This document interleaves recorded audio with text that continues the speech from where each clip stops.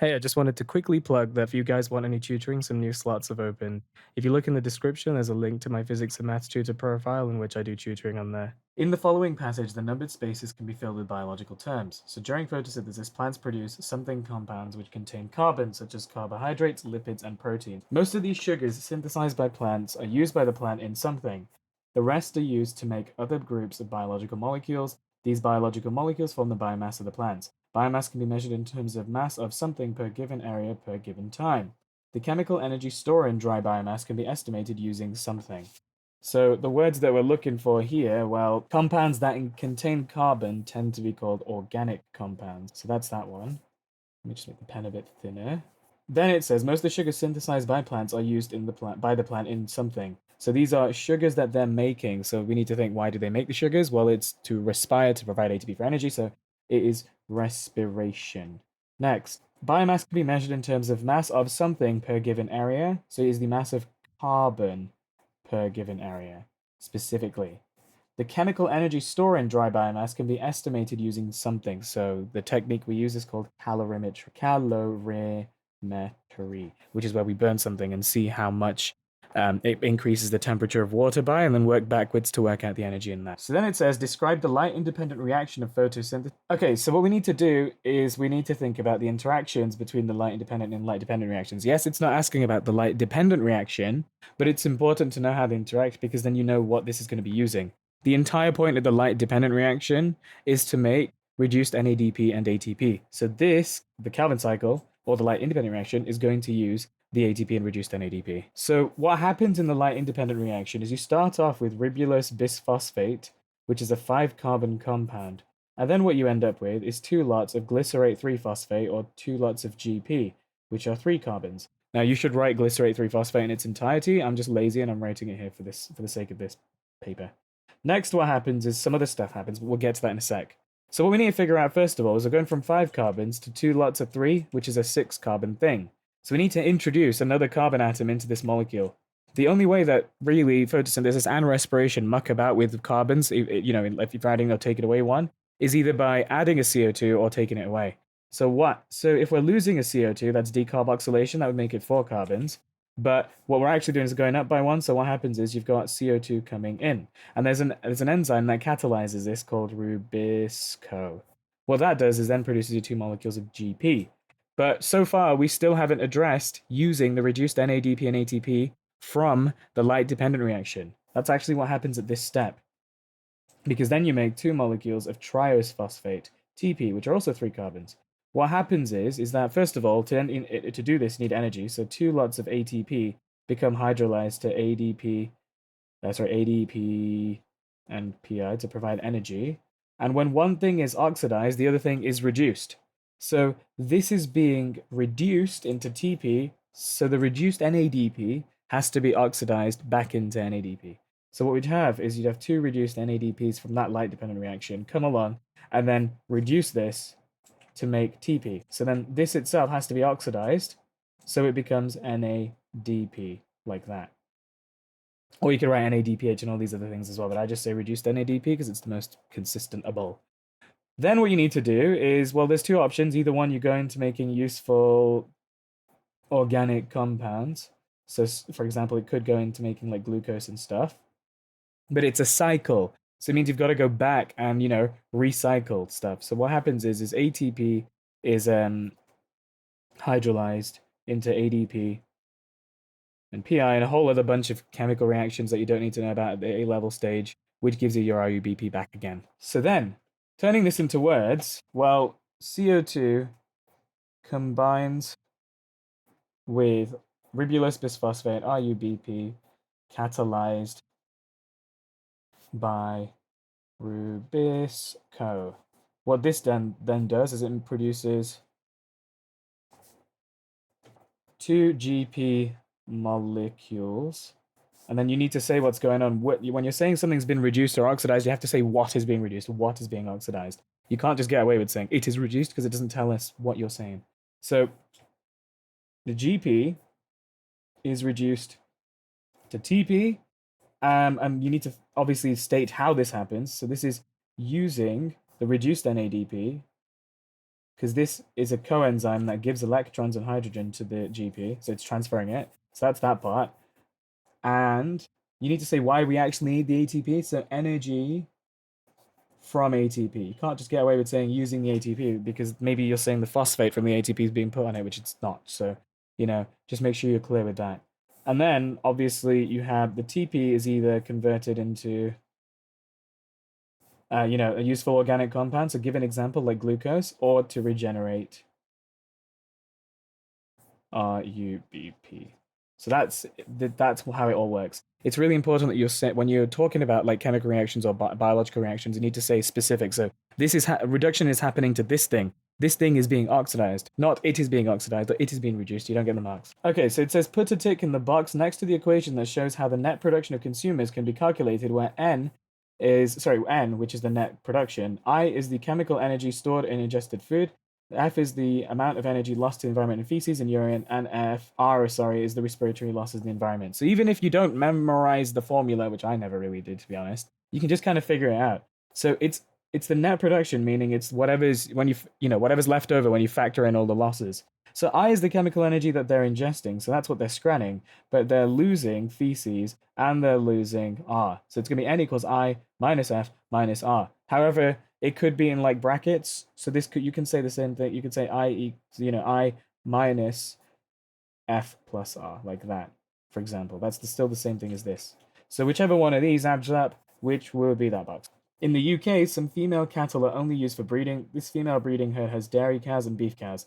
Table 1 shows the data on dairy cows and beef cows in the UK female breeding herd in December 23 and December 2017. So number 1 is make sense of what the data is actually showing you, please. So if we look at this table, we can see its dates here. You've got your dates, fine. And then it says the total number in female breeding herd in millions. So 3.35 million, 3.45 million. And then the percentage of the total female breeding herd. So that's the percentage of this whole thing. Of this 3.35 million, 54% are dairy cows, 46 are beef, and so forth. Just really important to know what the hell the table's actually saying. So in December 2017, the female breeding herd was 48% of cattle, all female cattle in the UK. So what that's saying is that 48% of every UK cow, every single one, not just this. So that's in December 2017. Use table 1 to calculate the percentage of all female cattle that were beef cows of the UK in December 20. So what it's telling you is that the female breeding herd, as in the entirety of it, was 48%. So that means that 3.45 mil is 48%. So that means if we think of it as imagine every single UK cow, I'm going to call it T for the total. That would be T times 0.48 equals the 3.45 mil. So the total, the T, must be 3.45 divided by 0.48. So if we do that, we get 3.45 divided by 0.48, which is 7.1875 million cows. It says to calculate the percentage of all female cattle that were beef cows in the UK. So we need to work out how many beef cows we have. So that's our total. The beef cows is going to be, well, it's told you that the beef cows is 45% of the 3.45 mil of the breeding cattle there. So you would do 3.45 times 0.45, which would give you 3.45 times 0.45, gives you 1.5525 million. So then you can just divide the two. So 1.5525 over 7.1875 times by 100, and it will give you a percentage over 7.1875 times 100 gives you 21.6%. So it's just really important to read the question carefully and appreciate that that's telling you the female breeding herd of was a percentage of every single female cattle in the UK, whereas this is just a section used for breeding. So it says use table 1 to calculate the increase in the number of dairy cows in the UK female breeding herd from 2013 to 2017 to 2017, 2013, and it wants dairy. So the dairy cows. So if we look at that, that's going to be what 54% of this. So it's going to be 0.54 times 3.35. 0.54 times 3.35, which is 1.809. And then for the other one, it's going to be what? 55 times 3.45. So 0.55 times 3.45. So 0.55 times 3.45, which is 1.8975. And these are millions, by the way. millions, because they've told you in the question. So then the difference is just those two subtracted, so 1.8809. So the difference was 0.0885 million. So obviously they want the actual number, so you're going to do 0.0885 times a million, which would be 10 to the 6. So your answer times 10 to the 6 will give you the actual number of cows, which is 8850. Farming cattle for humans to eat is less efficient than farming crops because of energy transfer. Explain why. Okay, so what we're looking at then is they're saying why, the energy of transfer is less efficient in cows for humans to eat rather than crops. So let's think about cows for a minute. Cows are being scrammed by humans, and like they, eat grass. Maybe you don't know that, but it's whatever. Whatever, right? And crops are eaten by humans. So let's compare the two, and it's saying why is the energy transfer less efficient? Well, so grass is a primary producer. All of its energy is from the sun, and then it goes into grass and eaten by cows, and then are eaten humans. But whereas sun, energy is straight into crops, so just straight by humans. So we've got this extra level here. Now cows are going to eat grass, but they're not going to convert every single bit of that energy from the grass perfectly into their biomass. They're going to poop some out. They might not eat all of it. They might not digest all of it. They also have to stay warm and respire themselves. So the energy that was originally available over time is definitely not being transferred because we're not getting the energy that they've had to, for respiration. We're only getting what's been put in their biomass and given to us. Whereas if we're eating crops directly, the middle man or middle cow, I guess, is gone. So therefore, you would say that there's an increased number of trophic levels in cows, so there's more energy loss. And you need to give an example specifically.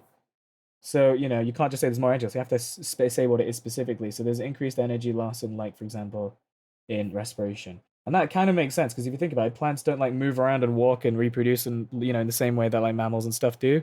So they're definitely losing a lot less energy to respiration versus like a cow that has to one respire to keep itself warm its entire life, give birth and all of that kind of stuff, and also like move around and walk around and stuff. Okay, so it says nitrogen fixing bacteria such as Azobacter crocococca, use the enzyme nitrogenase to produce ammonia from nitrogen gas in the air. Croca, whatever, can use ammonium chloride as a direct source of ammonia. When a source of ammonia is not available for this bacterium, it uses nitrogen fixation. So we've got this bacteria chilling here, and what it can do is it can either, it gets the ammonium chloride.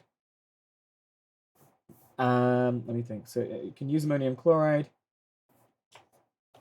itself, and then what else can it do? It can do nitrogen fixation. So that's why it's converting ammonia from nitrogen gas in the air. So what it's saying is if it uses ammonium chloride, but if there's none present, then what it does is it will do nitrogen gas to ammonia, and that's your nitrogen fixation. It's really important that you take a second to understand what the details they give you in the question are. Otherwise, you won't know what the hell they're doing in the experiment. So just take a second to flowchart it if you need to on what's going on. So scientists investigated the effect of an increase in the concentration of ammonium chloride on the activity of nitrogenase in this bacterium. Sorry, I should have also said that this involves using nitrogenase. Now, before even tackling this question, because you've understood the context now, if you're increasing the concentration of ammonium chloride, it's probably going to do this less, so the nitrogenase should, in theory, drop. Because we took a second to understand it. He prepared several medium cultures of the bacterium. Each liquid culture had the same volume. He grew each culture at different concentrations of ammonium chloride. In each culture, what they did is they recorded the nitrogenase activity in arbitrary units. He removed the bacteria and then recorded the concentration of ammonium chloride remaining in the liquid solute medium. And then table 2 shows the results. I actually take a sec to look at the table, remember? So, and also describe what you see just mentally to yourself. So we've got the concentration of ammonium chloride. That's going up here. And as that's happening, we can see the nitrogenase activity is dropping, as we expect, because we took a second to understand what the question's saying. Then it says, this is the concentration of ammonium chloride left in the medium. So if there's no ammonium chloride, it's going to be doing hella nitrogen fixation and nitrogenase activity, so you'd expect there to be nothing left. And as that's going up and this goes down, you would expect more to be left here, so it's all adding up, according to what the text has told us. So you've got to look at what the text is telling you and look at it through the lens of that only. When a question says explain or suggest, that's when you start using your knowledge to try and figure out what's going on. So then it says, apart from temperature and pH, give 2 variables that they should have controlled when preparing the liquid medium cultures. So this is when they're preparing them. So it doesn't mean you just say whatever you could think of, like temperature, pH, and all this stuff. You actually have to think about this experiment, what can go wrong in this experiment, and what you would do differently. So we're looking at the preparation of this liquid culture. So all they've told you is that it has the same volume, but obviously they're changing the concentrations of ammonium chloride. So you can't really say concentration of ammonium chloride because that's what's changing in the experiment. So we have it. So what else you need to control is, well, we need to figure out, what could screw this experiment up. If I have too many bacteria, too little bacteria, that could be a problem. So one of them straight off the bat could be volume of bacterial culture, because you can't really count how many bacteria specifically easily, so you can just use the volume. Or you could say the concentration of that culture as well. Well, what else? It's told you, what else has it told you? Well, I mean, to bacteria, so you don't want them all like competing and dying, so a good idea would probably be concentration of glucose. Because if you've got loads of them and they're all scrapping each other for glucose to respire and stay alive, that's probably not a good idea. As well as that, we're changing the ammonium chloride itself within these solutions. So so you'd want to obviously consider the volume of the ammonium chloride to stay the same. Not, the concentration might, obviously can be changed because you can just add more or less ammonium chloride dissolved into it. But if you change the volume, that's going to change things like temperature and stuff like that. So it's probably good to do that. As well as that, other things as well. Time for the bacterial culture to actually, divide and do its thing, or also the volume or concentration of nitrogen and oxygen as well for the, actual living. But again, look at what the question says. Use what the question says to find the gaps, not the other way around. Not your memory being like, oh, this is what it is. So it says a student concluded that this investigation showed that ammonia inhibits nitrogenase activity in nitrogen-fixing bacteria. Use the information to evaluate this conclusion. So you need to say what supports it, what goes against it. So you start by describing and then explaining what this means. So if we look at what suggests this, well, we've established here that you can see that the ammonium chloride, as that goes up, the nitrogenase activity goes down. So you could you would start off by saying, well, nitrogenase activity drops as, what do I chlor for short? Ammonium chloride concentration increases, which suggests that it might be inhibited. And then if we look as well even further, it straight up just stops at higher concentrations. The activity is zero, so activity is zero and stops at higher concs of ammonium chloride. So you can't just say like, as one thing goes up or whatever, this happens. You need to like relate them specifically. You need to be direct. You need to say, well, as this one goes up, this one goes down, right? However, these are the fours, which suggests pretty strongly that, it's going on. However, if we look at the againsts, we need to think, okay, well, what's wrong with this experiment? Why can't I say this applies in this scenario? So don't just say like, oh, there might be other factors, blah, blah, blah. Like, jump to that at the end. Think about what's going on in this experiment. This student is saying that when it says that ammonia will inhibit nitrogenase activity in nitrogen-fixing bacteria. So what they're saying is this result will be available in absolutely every single nitrogen-fixing bacteria known to man. What we can say already is that this has been done only in one species. So we don't know if another species of nitrogen, fixing bacteria, like, what's the word? Is fine and doesn't get affected by it. What else can we say? Well, the question here is saying ammonia, but we used ammonium chloride. The experiment used ammonium chloride, not ammonia.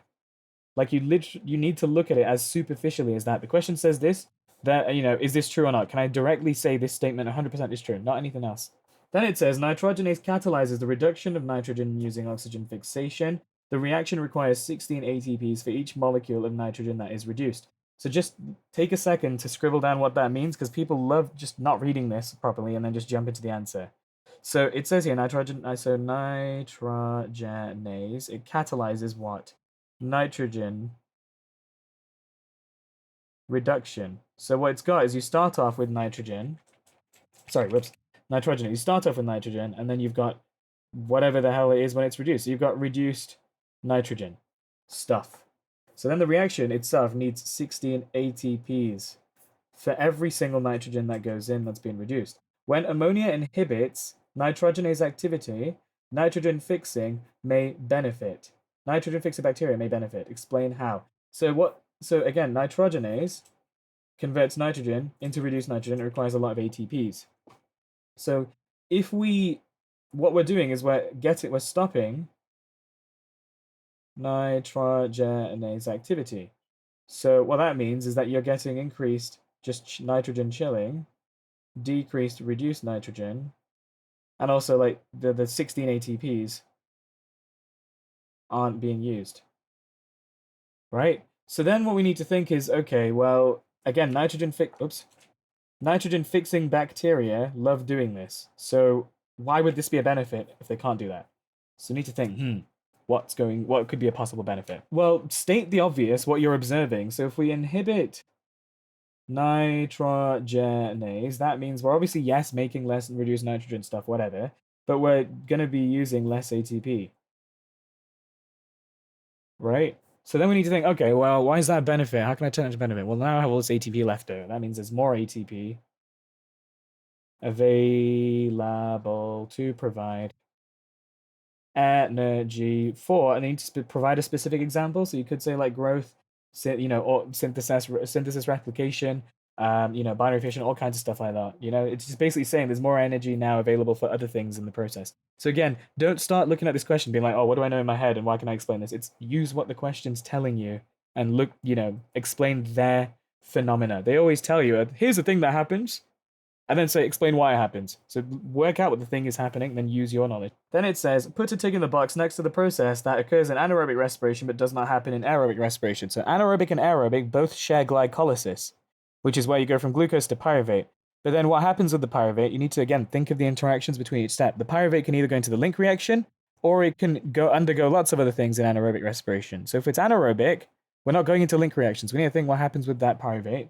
Well, it is converted eventually back into either lactate or ethanol, right? And that's why do we do that? Well, it's to regenerate NAD, because in the first step of glycolysis, what you've got is you've got NAD and it's become reduced. But obviously, if you can't go on to do the link reaction, we need to make NAD again. So reduced NAD becoming NAD means that the NAD itself, so again, if we're going to reduce NAD to NAD, to go backwards, it's going to have to be oxidized and something else has to be reduced. You can't oxidize something without reducing something else. So that means the pyruvate has to be reduced. So that means whichever one it is would be this. It's not phosphorylation of glucose because that's what's needed for glycolysis.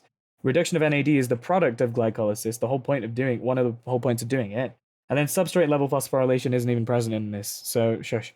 A student used the apparatus shown in figure 1 to measure the anaerobic respiration rate of seeds for 48 hours. So what we got going on here? So we've got potassium hydroxide solution to absorb CO2, we've got respiring seeds, wire gauze, and some stuff going on here. So we've got a graduated scale, colored liquid, fine. So if these things are going to be doing aerobic respiration, they're going to make CO2, which is absorbed straight in here. So make sense of just what you would expect to see first. During the 48 hours, the colored liquid moved to the left, so it went this way. Well, we need to think why. So if these lot are respiring, what they're going to be doing is they're going to take in O2, they're going to produce CO2. But like I just said, it's been absorbed straight away there. So overall, you've got a net loss in gas. So that's what you would say is O2 is taken up by seeds for aerobic respiration. I'm going to write aerobic rest because I'm lazy. And then CO2 is released, but then absorbed by the potassium hydroxide. I'm just going to write KOH for short because I'm lazy. So that doesn't explain why it moves to the left, though. You're just telling the steps first. The reason it moves to the left must be because it's being dragged this way, because there's less gas in here, less pressure. So that must mean that there's decreased pressure inside. Therefore, the color liquid moves to left. Because it's almost like you're sucking it down that way. So apart from time, give two measurements the student would have to make to determine the rate of aerobic respiration in seeds in centimeters cubed per hour. So look at the units. It's centimeters cubed per hour. So the time addresses the hour part. It's looking at centimeters cubed. So centimeters cubed is a volume. So all they can see is a graduated scale and it's moving from like here to here. That doesn't tell us a volume. So in order to work out a volume of a cylinder, we're going to need, well, first of all, the distance the liquid moves. Because if you think about it, we've got a cylinder here, and if it moves from like there to there, that's the distance. That's the distance it's covered. But to work out its volume, we also need the cross-sectional area as well, which means you're going to need its diameter. So you need the diameter of the tubing as well. Then you can work out the volume of the air. The student used the same apparatus to determine the volume of CO2 the seeds produced during the 48 hours. Give the change the student would need to make to the contents of the apparatus and describe how he could calculate the volume of CO2 produced. So, well, first of all, we need to actually, get rid of this KOH because we don't want it to absorb the CO2, but we also want to keep the experiment as controlled as possible.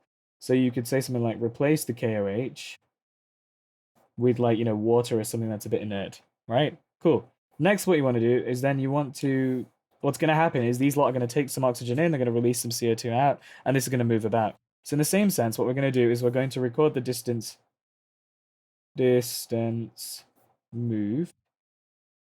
And then, well, we have now got two sets of results, one of which is where no CO2 is made, and one of which where CO2 is made. So you can find the difference in, the volumes. So you record distance move, calculate volumes. Volume of gas, I should say. And then you just find the difference in volumes of gas with and without KOH. Because if you think about it, the difference between these two experiments is one has KOH, one doesn't. So that means one has the CO2 being absorbed, one doesn't. So whatever the difference is, it's probably the CO2. Then it says the student calculated during the first 48 hours 6.2 times 10 to the minus 4 centimeters cubed of oxygen was absorbed by 40 grams of seeds. So it says calculate the oxygen uptake in centimeters cubed per grams per hour. So if you can look at the units and work it out, because that's a volume, that's a mass, that's an hour. So this oxygen uptake rate must be the centimeters cubed. So that would be the volume of the gas moved, which would be 6.2 times 10 to the minus 4, and it's per grams, so it would be divided by the mass, but also divided by its hours as well. So divided by the time, because it's per hour. So you would do times 48 on the bottom, or you could divide that fraction by 48. If you do that, let's see what we get. So we go 6.2 times 10 to the minus 4 over 40 times 48. You should get an answer of 3.2 times 10 to the minus 7. But it's always good to, follow the number of significant figures they've given you. So that's going to be 3.2 times 10 to the minus 7. Okay, so lemurs are small mammals. They live in trees and feed on leaves and fruit. Scientists used a computer program to predict the distribution of two species of lemur, Eulemur rufus and Eulemur rufifrons, on the island of Madagascar. These predictions were based on the environment needs of each species. Then scientists determined the actual distribution of these species of lemur on the island. Using figure 2, give 3 conclusions you can make about the distribution of these lemur species. So, well, first of all, we can see that E. rufus, is in the northwest, which is there. And I think it's a bit cheeky for them to let you have this, but you could say E. rufifrons is in the southwest and east. As well as that, another conclusion you can say is, like we just said before, that the actual distribution is similar to expected. So it says, using all the information, suggest how speciation happened to produce the two species of lemur. So what, like I said before, is we've got this barrier here between the two of them. So that means that these lot can't interbreed with these lot. They might have all been the same species to begin with, but what might be is that the conditions on this side might be different to this. I don't know, for example, it might be like hotter here, colder here.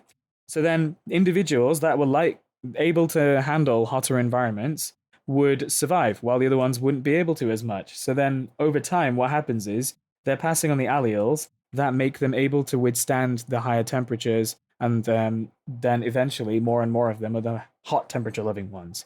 Eventually, over time, so many changes happen that you can't actually interbreed to make to make fertile offspring anymore, giving you two different species. So lots of people love diving into saying like, oh, there's this passing on advantageous genes, alleles, and this and that, blah, blah, blah. Like, you can't just jump and say words. You have to actually say specifics. What are the alleles? You can't just say advantageous genes as well. They're passing on the same genes because it's the alleles that make them different, not like the genes themselves. So be specific, relate it back to this. So using all of the information. So what's happened is that we must have had geographical isolation, which led to allopatric speciation. So what does that actually mean? You have to actually explain. So the start point is you had one species, endpoint is you've got 2. Why? Because of allopatric speciation. And now you have to talk about the how, the steps. So what's happened is that this barrier, probably this river, led to reproductive isolation, meaning that these lot could not, like, breed with each other. So then you had no sort of you had no gene flow. Then as a result, these lot probably had different selection pressures in each population. So then what happened is that some of them will have survived and reproduced, but you need to explain how, because all of them are the same. So why on earth are some hot loving and cold loving? The reason for that must be, and the only reason it can be, is because of mutations. So mutations may have led to variation in adaptations, could increase survival and reproduction, because they're able to survive and reproduce because of this mutation. So then what happens is they pass on the advantageous allele, and eventually the allele frequency, how often it appears, must increase because more and more of them have, that allele that says, hey, you're good at surviving. Eventually, the two populations cannot breed to produce fertile offspring. Because remember, a species is where two organisms are able to breed and produce fertile offsprings. So if we've got speciation, we've got two separate species, you need to also include that statement to say, here, now at this point, we have two different species. So you've got to say the start point, the finish point, what's the process overall, and how the steps lead to that. Then it says, the scientists used the mark, release, recapture method to determine the number of lemurs in one area of forest. They captured, marked, and released the first sample of 30 lemurs, and then a week later they captured a second sample of 25 lemurs from the same area of forest. They then calculated that there were 250 in that area. So what precautions will they have needed to make sure the estimate is valid? So when you're doing mark, release, recapture, what you're doing is you're picking out some geezers from here, and then you're counting them, marking them, putting them back in, and then you're assuming that they're not just going to stay in the same spots, spread out, and balance out again. And also, as well as that, you're assuming that they're not leaving, they're not dying, no more new ones are being in, no one's, no ones are coming back out. And so that eventually, when you catch them again and count them, you can estimate how much the population is. And again, it's assuming that this whole pool that you've taken them from is not having increases or decreases, such as like migrations or death. And so what you need to think of is, how could me marking them screw up this? What couldn't screw up them surviving or migrating or thising or thating? So you need to, in this case, if you're marking them, the main one is that you don't want to put some big thing on it that makes them glow saying, hey, by the way, I'm predators. So marking does not increase predation. There you go. So then it says, using all the information, calculate how many lemurs in the second sample population marked. So you need to know the formula, which is the total population estimate equals number in the first sample times your second over number marked in your second. So the number that I've recaptured. So that's going to be total pop is going to be what? The number in your first sample is what? 30. Then what? Sorry. And then the number in your second is going to be 25. And then it's over the missing number that's the number marked. And they've told you that 250. So the total population they've told you is 250. I'm going to times it both sides by x. So you got 250x equals 30 times 25. So then that means that x equals 30 times 25 over 250, which would be 30 times 25 divided by 250. That gives you 3. Okay, so this question I see people fumbling every single time. Because it's something like, oh, which one's dominant, which one's recessive? And then they look and say, well, more of these are more of these have this thing, so it must be that that's dominant. That's not how these work. The whole point is that these are like a certain family or a thing, and you need to work and look at them to figure out which one's dominant recessive by looking at parents and their offspring. You can't just look at it and say most of these are dominant, it's probably dominant, because you're assuming that we always follow perfectly that sort of, standard, like, for example, monohybrid 3-to-1 ratio and things like that. We don't. It's chance. So we use these to look at what it could be based on what we actually see. Because, it's like flipping a coin 10 times. 5 of them will be heads. That doesn't mean every time I flip a coin and every time I do it 10 times, it will always be 5s. So it's the same thing here. You can't just do that. Because if we use that logic and I flip a coin, for example, 100 times, and out of them, every single time it's like what, 5 or 6s, and I end up getting like about 60 or 70, then you're saying, based on your conclusion, that most times must be head. The probability of getting heads must be higher than tails when it's you guys know it's not. So it's looking at this working backwards. So in humans, the ABO blood groups and rhesus blood groups are under genetic control. The inheritance of the ABO blood groups are controlled by 3 alleles of a single gene. So ABO is controlled by IA, IB, IO. Now the reason they use the I as the stem and then these like IB and BA and O is because we have 3 different alleles. You can't just do like a little a because what's going to be the other type? So that's why we use this and a superscript. The alleles IA and B are codominant, and IO is recessive to both of them. There are 4 phenotypes: AB, and O. The gene for rhesus blood groups has 2 alleles. So R is rhesus positive, and that's dominant, and little r is rhesus negative, and that's recessive. Because there's only 2 alleles, you can see they've used big R and little r. The genes for the ABO and rhesus blood groups are not sex-linked and are not on the same chromosome.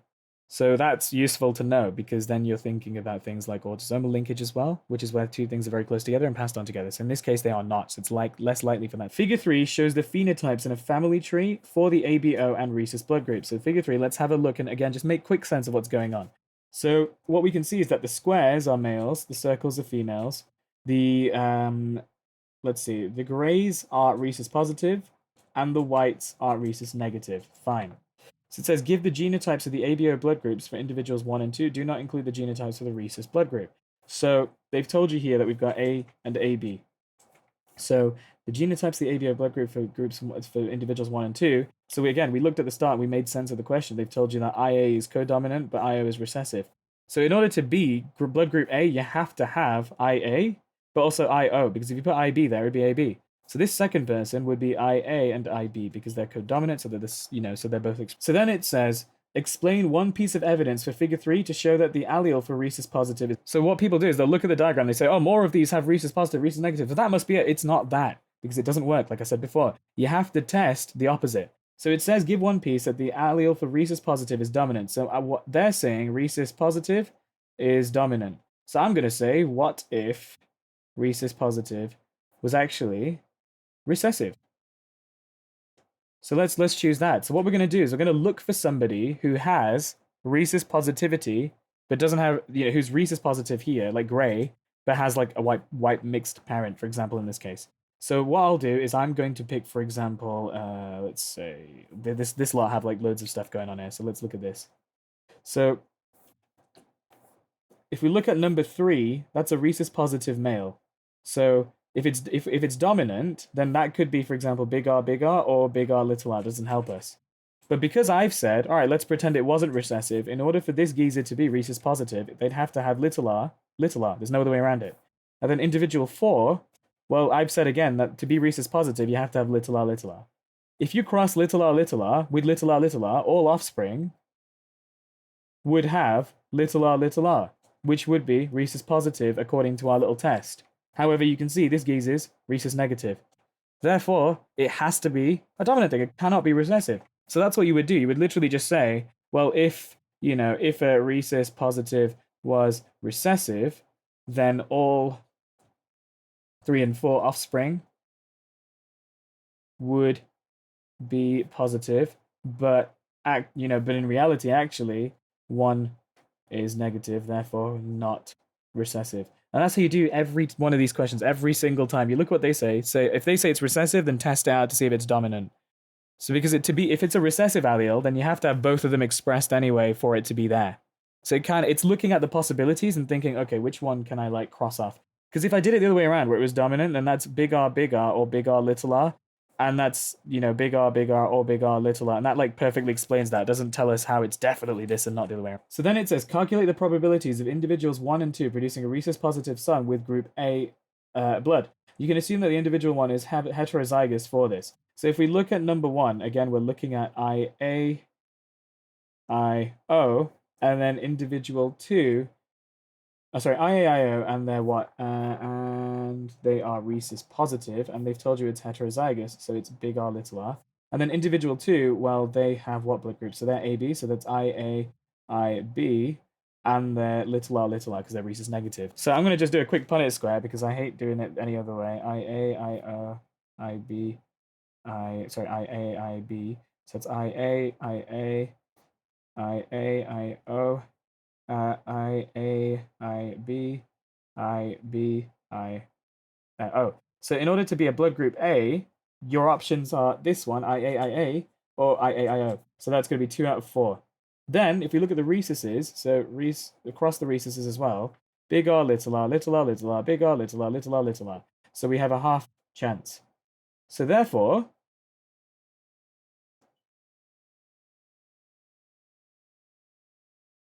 we have, if we're looking at just on the rhesuses alone, it would be a half, because when you're doing probability, if you ever do and, it's a times. If it's or, you're adding.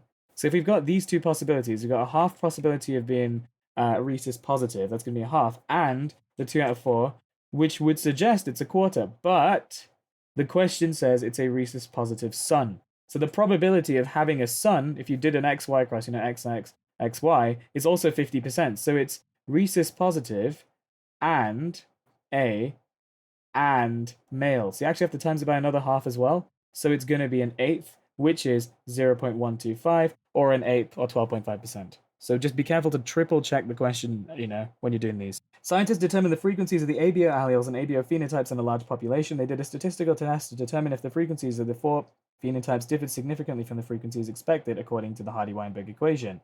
So the frequencies of IA and IO alleles were 0.15 and 0.65. What is the frequency of the IB allele? So remember that the Hardy-Weinberg principle assumes that you have a set number of alleles divvied up. So 100% in total, and some of them are this much, some of them belong to this, some of them belong to this, and so forth. So these all add up to 100%, or 1 as a decimal, so it's going to be 0.15 plus this, and whatever's left over is going to be this. So it's going to be 1 minus 0.15 minus 0.65, which is 0.2. So then it says, name the statistical test you would use to determine if observed frequencies of the 4 phenotypes differed significantly from the actual, things seen from the equation. So what that means is your expected versus your observed. So that should be chi-squared. That's the only one that does that, where you're comparing the expected results, results versus the actual ones. T-test is used to compare the differences in the means between one thing and another. And the correlation coefficient, Spearman's rank correlation or product moment correlation, or whatever you're going to call it, is to look at the significance of a correlation between one variable and another. So as in, if one goes up and the other one goes down, or the other one goes down and the other one goes up, but there's no link between them. And then it says, what's the number of degrees of freedom? So in a chi-squared test, the number of degrees of freedom is your number of classes. So it could be phenotypes, it could be whatever, minus 1. So in this circumstance, they've told you it's the ABO alleles or the ABO phenotypes in a large population. So your possibilities are A, B, AB, or O. So you have 4 different classes or 4 phenotypes in this context, minus 1, so the degrees of freedom is 3. So the scientists concluded that the observed frequencies of the 4 phenotypes differed significantly from the expected frequencies. Use their knowledge of the Hardy-Weinberg principle to suggest 2 reasons why.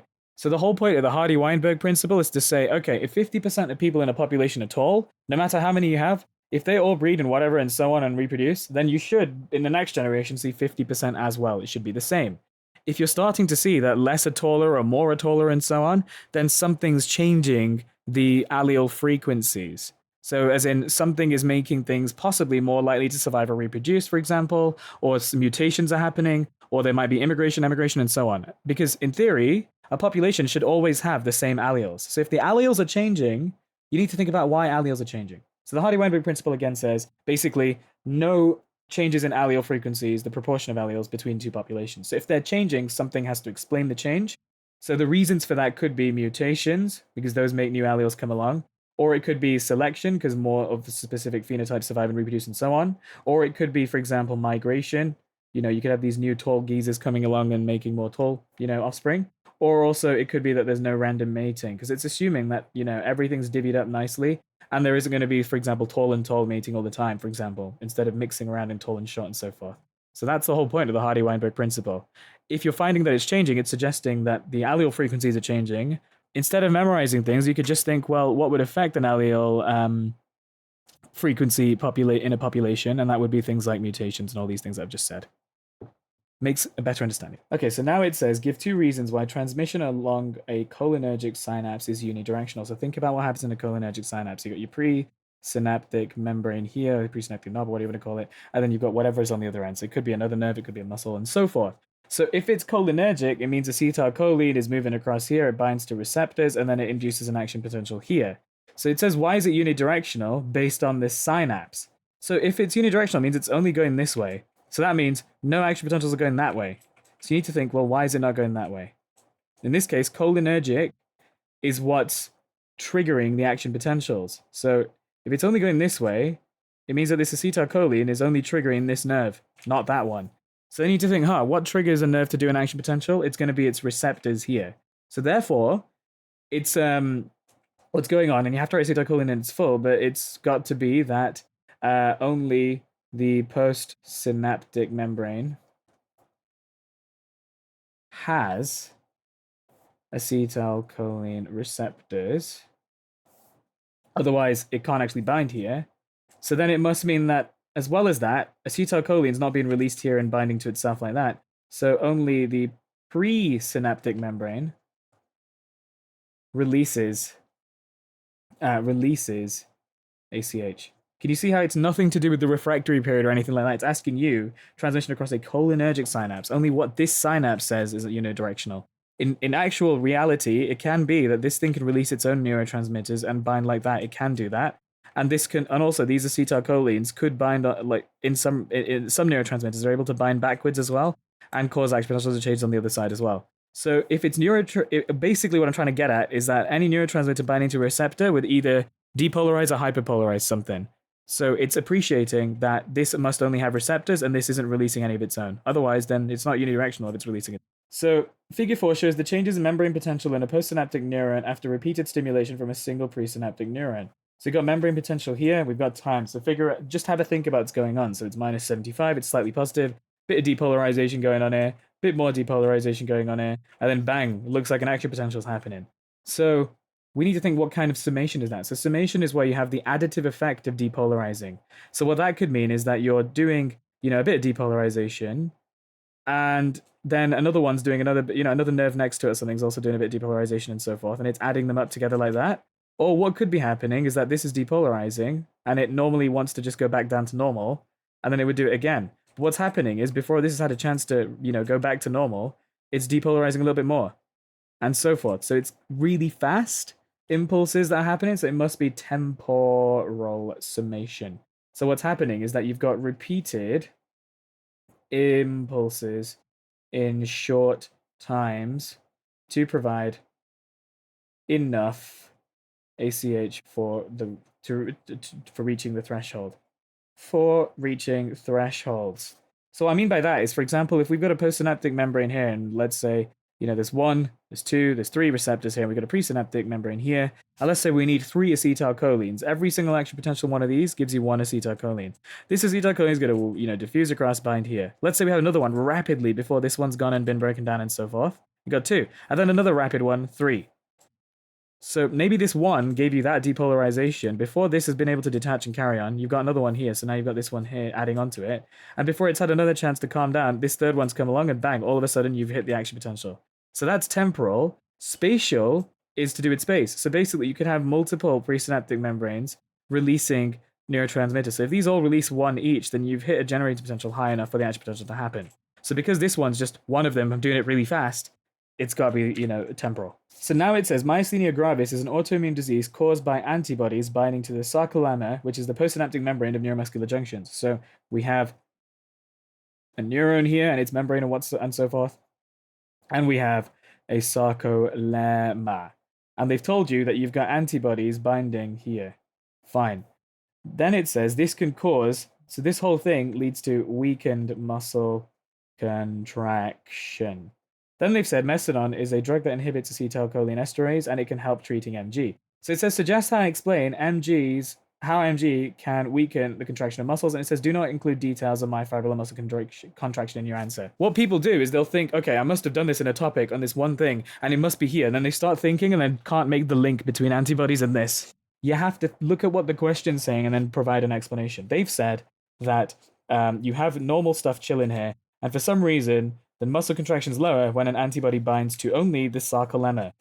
And they've told you it's neuromuscular, and that must mean that acetylcholine is doing its job. So if So think about how acetylcholine normally works. It was released from here, it moves across, it diffuses across the synaptic membrane, it binds to receptors, and then you get an action potential, and then you get muscle contraction. So if we've got less muscle contraction, and they've told you not to talk about muscles, so it's not a muscle problem with the muscles itself, something's going wrong with this acetylcholine bit going over here. So it could. So then this antibody bit might explain why, because they've said an antibody's here, and now all of a sudden it's not working. So what's probably happening is that this antibody has bound to like a receptor. So, because remember, acetylcholine works on receptors. So this antibody binds to a receptor, acetylcholine can't bind to it, so then you get less depolarization, less threshold at meeting, and so forth, and you're not getting action muscle contraction. So the antibody, right, AB for short, binds to acetylcholine receptor, less acetylcholine binds to the receptor. You can't just say less acetylcholine binds, you have to say to receptor. Therefore, you get less Na plus ion influx, less depolarization, and then fewer action potential. Now it says methadone can help in the treatment of MG. Explain how. So here's your presynaptic membrane, there's your postsynaptic. These drawings are getting worse and worse. And they've told you you've got myasthenia gravis, which is where these antibodies bind. And it's told you, what does methadone do again? It inhibits acetylcholinesterase. So normally what happens is acetylcholine binds to, whoops, let's say that's a receptor. It binds to a receptor, and then once it's done its job, it's broken down into its constituent stuff and reabsorbed by acetylcholinesterase. So you need to think, it's an acetylcholinesterase inhibitor, and that improves. So I'm going to write ACHE inhibitor makes MG better somehow. Well, we need to think what MG being better means. So it means more muscle contraction, because that's what they told you in the question. So you see how I'm just looking at what the question's only telling me, then providing an explanation using my knowledge, not trying to just think of a model answer off the top of my head. You have to actually apply what you're doing. So if you're inhibiting acetylcholinesterase, then that means you've got less ACH breakdown. So then if you've got loads of HCH pooling in here, then what can happen is there's more to bind to the receptors. Even though some of them will be bound by antibodies, there's more of them available to actually bind to receptors versus the antibody getting to it and binding it to it instead. So it's kind of almost like competitive inhibition, where it's like increasing the substrate. It's almost like that. So what happens is now you've got more ACH binding to receptors instead of the antibodies, ABS for short because I'm lazy. So, and obviously you write the full thing, remember, don't just write ABS. So that must mean, it still doesn't tell us how it makes MG better. That means you've got increased, Na plus ions, can't say sodium, you have to say ions, entering, and you need to say where it's entering, post synaptic membrane and so forth, which then increases depolarization, thresholds met, so you get more APs, and therefore you get better muscle contraction. So it's looking at the question saying and finding an explanation from that, problem solving that part, not just what do I know and what can I just spew out straight away to get the marks. So next it says scientists investigate the production of laboratory rats with characteristics of type 2 diabetes, and they use the following method. So they took rats, they divvied them up into two groups, A and B, and they had different diets for 2 weeks. So they had these lot had 12% fat, normal diet, 2 weeks. And then these lot had 56% fat, also for 2 weeks. And then what they did is they injected, 35 mg per kilogram STZ to both of them. And this induces diabetes. So, and the same thing happened with these lot. Then what they did is they waited 1 week, and then they measured the mean mass and blood glucose concentration. So what they've done is they got rats, put them in A and B, gave one a fattier diet than the other one, and then purposefully induced diabetes by injecting STZ. And then what they did is they gave them another week to see how their mass has changed and their blood glucose has changed. So then look at the results and see what's going on. So table 3 shows results, and it says a value of plus or minus 2 times the standard deviation from the mean includes over 95% of the data. Right. So in group A, remember group A is the low-fat diet, relatively low-fat normal one. Their mean body mass was 221, plus or minus 3.28, and then the mean glucose concentration was this. But always compare when you're doing these, when you're describing, compare like for like first, then between. So what I'm saying is compare the mean body mass between A and B first, and then the mean glucose concentration between A and B first. Then you can start to think about like this versus this and this versus this. So like for like, then opposite for opposite, or whatever you want to call it. So if you look like for like, the mean body mass in A and B, 221 versus 233, it looks like it's higher.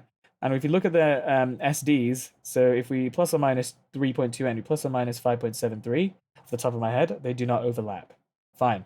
If we look at the mean glucose concentrations, 129 versus 385, and again, if we plus or minus these SDs, they don't overlap. So what that means is if we look at it on like a graph, it'd be like this and this. These would be overlapping. So what these look like is that, for example, here and here, there's no overlap. So some of the results from this aren't overlapping from here. So they're probably distinct different things, maybe. So now it says how many grams of STZ would be injected into a rat with a mass of this? Show you're working. So they've told you it's 35 milligrams per kilogram. So per kilogram. So they've given you 230.45. So that's 0.23045 kilograms, because you convert it into kilograms to find out the dose, which is in milligrams. 35 times 0.23045 equals 35 times 0.23045. And remember to note units. Whenever you're calculating, don't just calculate blindly, work out what you're doing. So we're gonna get rid of the per kilogram part there. So that's gonna be 8.06575 milligrams, but they want it in grams. So because that's in milligrams, to get it to grams, all you've got to do is you've got to divide your answer by 1,000. And it's always good to put it in standard form. So 8.06575 times 10 to the minus 3. So now it says, suggest and explain why STZ was injected per unit of body mass. Well, you need to think, okay, well, why would I care? Why would I do it per mass? Can't I just give them all the same dose? Well, think of it this way. If like they've told you it's because it's per unit for body mass, it's probably going to be variable depending on how much mass there is. If it's really tiny, skinny rat versus a chunky one, maybe it really, really mucks up the tiny, skinny mouse versus the chunky one. So what it does is what's the word? It keeps the concentration consistent as the rats vary in mass. So doing that means that they all get like a quantity or a dose of this STZ that is appropriate for their mass. So now the scientists say that you could use group B rats to study type 2 diabetes in humans. And now what we need to do is we need to use all the information and knowledge about type 2 diabetes to evaluate this conclusion. So again, don't just jump straight into like other things, this and that. Look at this experiment. What's strong about it? What supports it? What about this experiment is flawed in the statement? So they're saying if I looked at this experiment with rats, I could study diabetes in humans. So let's look at the fours first. So what is type 2 diabetes? Well, type 2 diabetes, remember, is where you have an increased blood glucose concentration because of insulin resistance in your body. So the insulin isn't really, doing its job.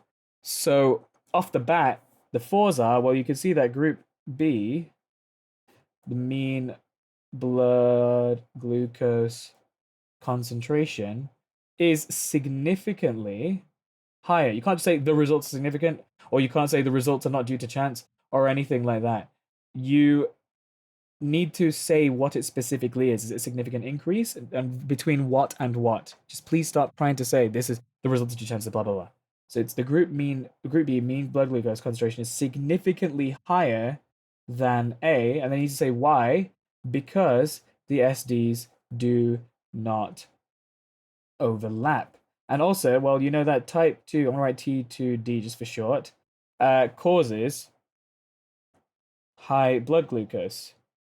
So that supports it. It says, hey, this might actually work. And as well as that, obesity can increase the risk of type 2 diabetes. So you've got these obese mice, because they've got a higher mass as well, suggesting that it may be that this is actually quite good. However, what are the againsts? So don't just say other factors, blah, blah, blah, it's rubbish. Look, they're saying that if I use this study in rats, I can look at how people behave. First of all, this is done in rats, not humans. Also, as well as that, look at, again, the experiment and see what the problems are. So first of all, they've divided them into whatever, blah, blah, gave them some fat stuff. So that's pretty all right. Pretty good thing, because again, high fat is a risk factor. And then what did they do? They waited 2 weeks, injected them, waited 4 weeks more. Well, diabetes don't just happen like that. So, it's only done in a short time period.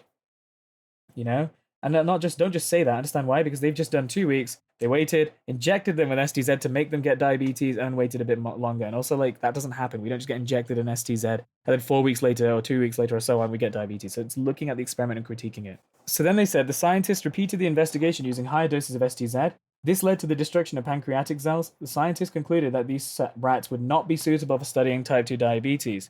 So think about what's going on here. So we've got STZ really high, and it's destroying pancreatic cells. So what does that lead to? Well, it means that you get, what do the pancreatic cells do? They release insulin and glucagon. So in the context of diabetes, now we've got like no insulin. When you're not making no insulin, that's type 1 diabetes, not 2. Because in type 2, you're still making insulin. So in type 2 diabetes, insulin is still made. And in type 2 diabetes, the pancreatic cells are not destroyed. They're still there. They're still trying to make insulin. It's just not working because the cells aren't responsive to it, the receptors on them. So if you damage pancreatic cells in this context, like I just said, insulin and glucagon, it's also screwing up glucagon, and also the pancreas does loads of other things as well. So doing that could also damage other processes and things in the body as well. It says, name the part of the body that releases antidiuretic hormone into the blood. That is the posterior pituitary gland. Alcohol decreases the release of ADH into the blood. Suggest 2 signs and symptoms which may release in a decrease of ADH. So alcohol, less ADH. The title will tell you what it means. Antidiuretic. So to diuretic means to pass or make urine. So this is, if you have a diuretic, it means it makes you want to pee. So this is anti, meaning not. So it means you're not going to pass as much urine. So if we've got alcohol, that means we have less ADH, we have less not urinating. So that means we're actually going to have more urinating. So that means what you're going to do, 2 signs of symptoms could be, well, first of all, increased urine production. And it could be like really dilute, for example. So symptoms, so you need to say what it actually manifests as. Well, frequent urination. Or you could also say dehydration and thirst as well, because if they're peeing loads, then they're losing a lot of water. So then it says, man, everyone hates this. Describe the effect of ADH on the collecting duct in the kidneys. So just think of it logically for a second. It's antidiuretic hormone, meaning not pee hormone. So if you have more ADH, that means you're going to pee, pee less. So if you're peeing less, it means that more water must be absorbed back into the body, as in less of it's going into your urine. So think of it step by step. Think about the collecting ducts too. So I'm just drawing them here. This is your urine inside your nephron. If you're absorbing more water, that means it's collecting more in this way.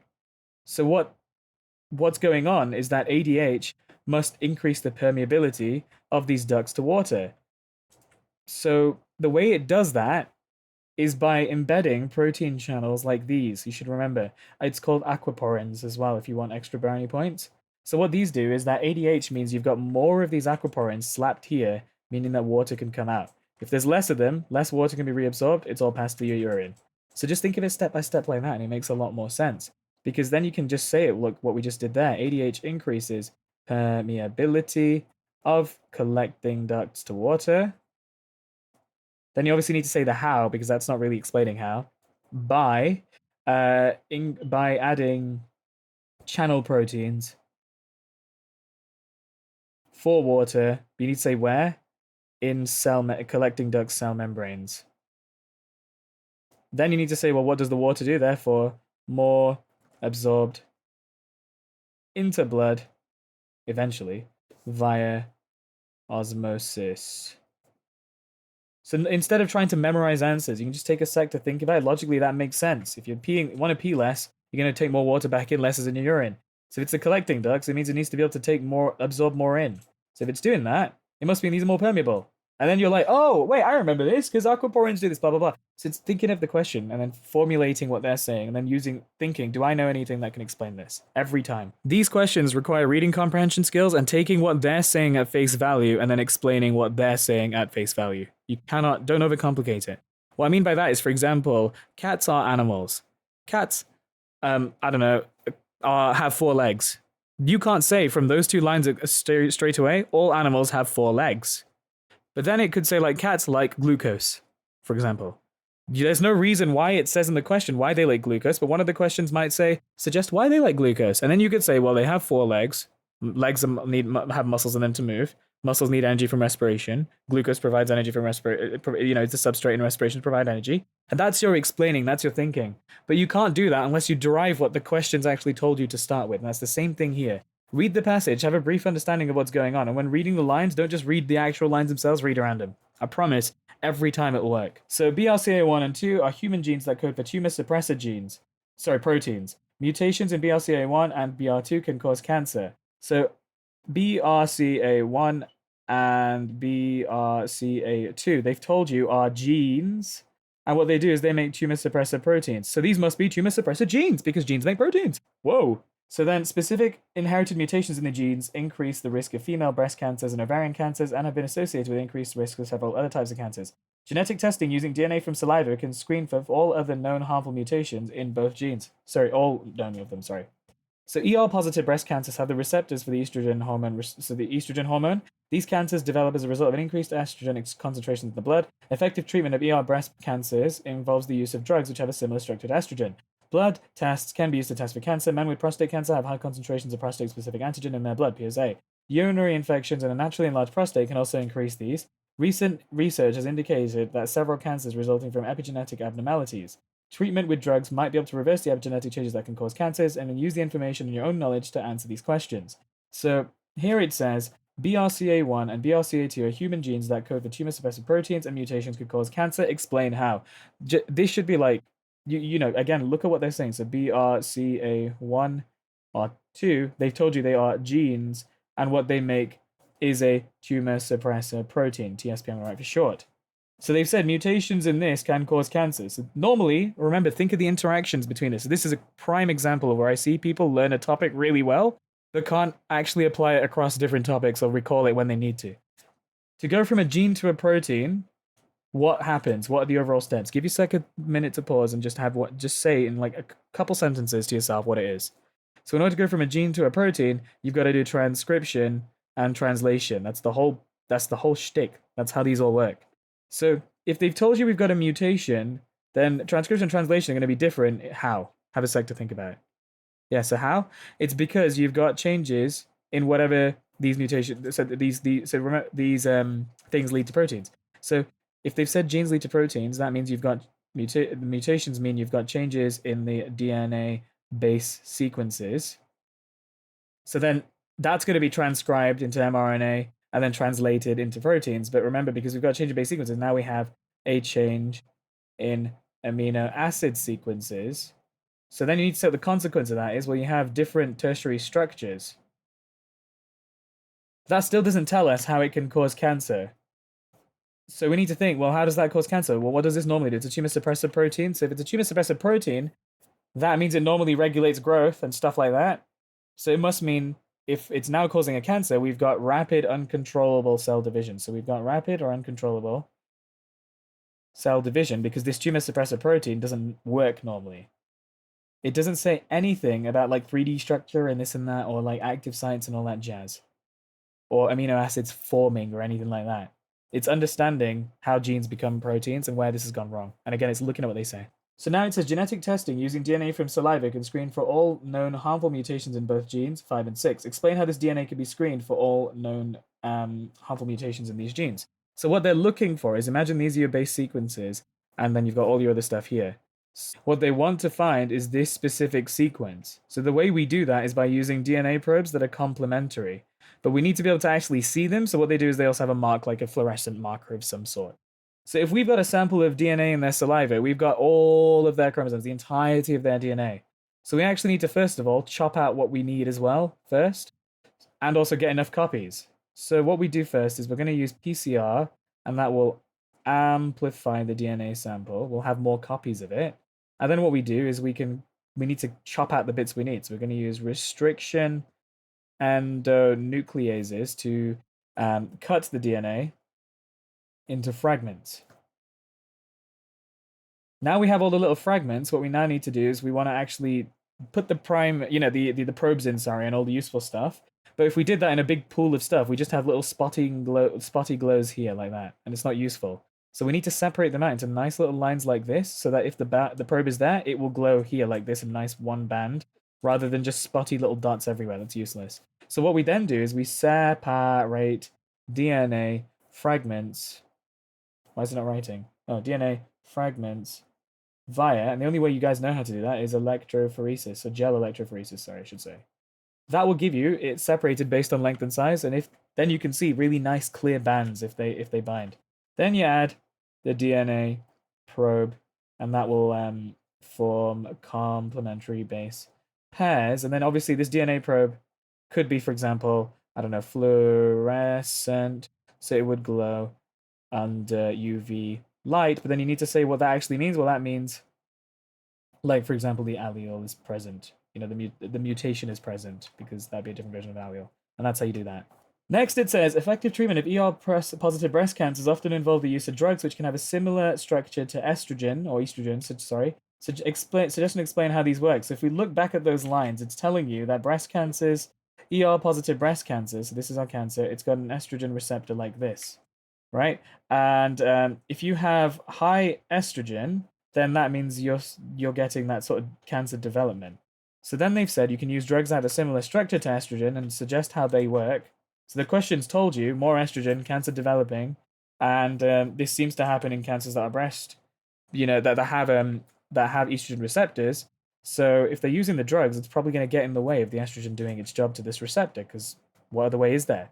So what happens is the drug binds to receptor, it prevents estrogen doing its job. So then you next say the next bit. So estrogen binding and entering, and how it usually works. So then no or fewer transcription factors bind to the DNA promoter. So then you don't get RNA polymerase doing its job. So again, remember, all genes are transcribed and first and then translated. So all of these things that happen culminate in RNA polymerase being able to do its job. It gets stimulated or activated. So it's stopping it from doing that. Therefore, it's not developing. Then it says blood tests can be used for cancers. However, the results of blood tests may not be conclusive when testing for prostate cancer. Well, they've told you what they've told you. Men with prostate cancer have high concentrations of PSA, but urinary infections and a naturally enlarged prostate can also increase it. So they've told you cancer, higher PSA, but also they've told you urinary urinary tract infections can make PSA high and an enlarged prostate. So if it says that using these tests aren't conclusive for testing for prostate cancer, well, it could be that high PSA can be due to UTIs, I'm going to write for short, or enlarged prostates. So then you need to say, well, what does that mean? Therefore, not all high PSAs, equals cancer. And that's very true. Next, treatment with drugs might be able to reverse the epigenetic changes that cause cancers. Suggest and explain how. So they've told you what, lines 16 to 17, reverse the epigenetic changes that can cause cancers. Said several cancers can result from epigenetic abnormalities. So they've told you epigenetic changes can lead to cancers. So you need to think about, okay, well, what epigenetic changes do I know and how can that lead to cancers? So epigenetic changes, remember, is where you've got marks being added onto a gene that affect its transcription and its translation. Because if you want to express a gene, you have to transcribe and translate it. So your options are that a gene can either be a gene can either be methylated or it could be acetylated. Now, if you've got methylation of that, then it means that it's harder for RNA polymerase to actually do its job, so less RNA polymerase activity, so then you get less mRNA and so forth, right? So you have to think of it in steps like that. How do you get from gene to protein? Why is it screwing it up? Whereas if it's increased acetylation, if you get acetylation, then it's actually more RNA polymerase because it's easier to get to. So that means you get more mRNA. So it's told you epigenetic changes, meaning that both of these, or either of these, can lead to cancer. So we have a gene that's less expressed, and now we got cancer. This one's probably a tumor suppressor gene. And then obviously if we have a gene that's acetylated, and you're getting more expression and you've got cancer, then it must be a proto-onco gene. Proto means potential to, onco, cancer, gene. So potential to become cancer gene. Tumor suppressor genes, when expressed, when you transcribe and translate them, make proteins that limit cell division and replication. Whereas proto-oncogenes, when you express them, they make proteins that stimulate cell division and so forth. So that means either one of them screw-ups can lead to cancer. So what these drugs could do, the drugs could decrease methylation of the tumor suppressor genes, which means increased RNA polymerase activity because it's able to actually do its job. Increased mRNA, and then increased tumor suppressor protein production, which then leads to decreased uncontrolled cell division. And then on the flip side, you could either say something like, for example, increased acetylation of histones means that you can have increased you could say increased acetylation of histones means that more of this tumor suppressor gene can be made because there's increased RNA polymerase activity because it can get to the DNA better and the gene better, sorry, so you get more mRNA and so forth. So this whole topic requires you to think laterally. So just to summarize, when you're doing AQA level biology, this applies to chemistry, physics, math, literally every subject on the planet. It's not just this question's only on this topic. It's asking you to use what you know to propose solutions across the board. And the only way to get good at that is by doing practice questions and also just not like sitting and rote learning stuff, understanding where did I go wrong, why did I go wrong, what am I going to think about next time? Because I've seen many times that people screw up these kinds of questions and then they're like, oh, that's what it is? How was I supposed to get that? It's because of an understanding. So a lot of people know how to memorize and regurgitate, but they can't tell me what it means. So in this case, for example, you have I don't know, a tumor suppressor gene. It's been methylated, and then all of a sudden you have high cancer. So you've got to explain why and the hows. Tumor suppress all genes code for proteins. In order to actually code for a protein, because everyone loves saying that, you have to transcribe it, which means converting it into mRNA, which then goes to ribosomes and is translated. Then you make a protein because the amino acids do all of their jobs, and then it goes and does its thing. So if it's methylated, which binds to the C and G sites, and it makes it harder for RNA polymerase to do its job. It can't interact with it as well. So if it can't do that, it means you've got less mRNA being made, which means less of it's going to the ribosome, so less of it's being translated, so you get less tumor suppressor protein. So my tips are, first of all, is force yourself to say direct steps and consequences. This, then directly after this. So don't just say, increased methylation, higher cancer, rates. You need to say the in-between steps, each direct thing. So why am I saying this? What's the direct thing this next thing does? Forcing yourself to do that means you'll always get the marks. And 2, it also means you always have to know what you're saying. And 3, it also forces you to keep retaining the knowledge that you're picking up. The other thing as well is to use what the question says at face value to derive what they want you to dig for. All right? So don't just look at it and then try and answer it straight away. Look at it and think, what do they want me to look for in my head to explain this? If you try doing that, it'll be a lot better. Anyways, thank you for tuning in. I'm going to be doing more of these, and you know the drill. So like, share, and subscribe. Share this far and wide. Please help your help your mates out and stuff. And yeah, thank you.